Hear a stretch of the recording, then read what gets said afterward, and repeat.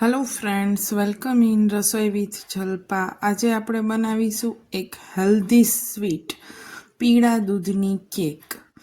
પીળું દૂધ એટલા માટે કે આ દૂધ ગાય કે ભેંસ જ્યારે બચ્ચાને જન્મ આપે છે અને પછી જે દૂધ નીકળે છે એને ખીરું કહેવાય છે, એ પીળા રંગનું હોય છે। એની આપણે કેક બનાવીશું। એને પહેલાં ગળી લઈશું, એટલે જેથી કરીને કોઈ કચરો હોય તો નીકળી જાય। અને એને એક બાઉલમાં ગળી લઈ અને એમાં મેં લગભગ 1 લીટર જેટલું દૂધ લીધેલું છે અને એમાં 3 મોટી ચમચી જેટલી ખાંડ નાખી અને આવી રીતે હલાવી અને એને ઓગાળી લેવાની છે।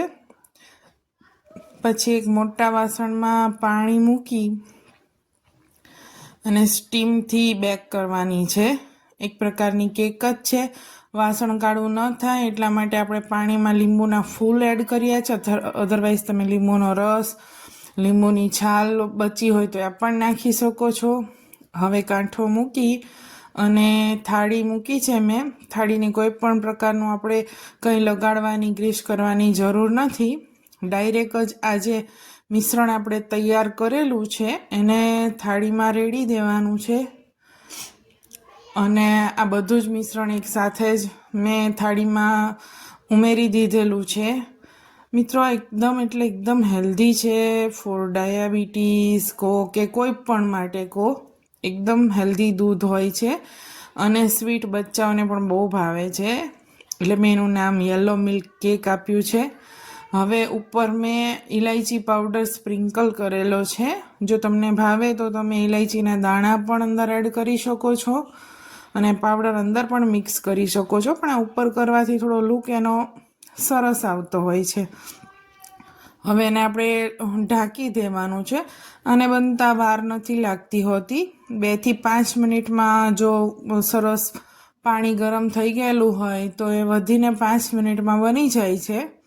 તો 5 મિનિટ પછી આપણે ઢાંકણું ખોલી અને ચપ્પુ યા તો ટૂથપીકથી જોઈ લેવાનું છે કે બની ગઈ છે।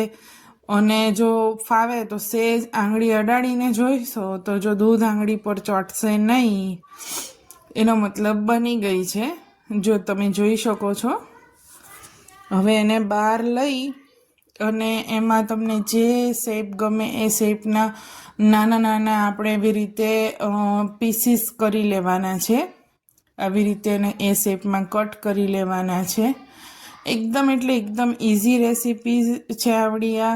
જો તમને આ દૂધ મળવાનું અવેલેબલ હોય તો ખાવામાં પણ બહુ સરસ લાગે છે અને ફરાળમાં પણ ચાલે છે। ફરાળી પણ કહી શકો આને, ભલે એનું નામ યલો મિલ્ક કેક આપ્યું છે પણ એને ફરાળમાં પણ લઈ શકો છો। એકદમ જોઈ શકો છો તમે, એકદમ સોફ્ટ, સ્પોન્જી અને મોઢામાં મૂકીને તરત ઓગળી જાય એવી સરસ, આને બળી પણ કહેવાય છે આપણે કાઠિયાવાડીમાં। જુઓ,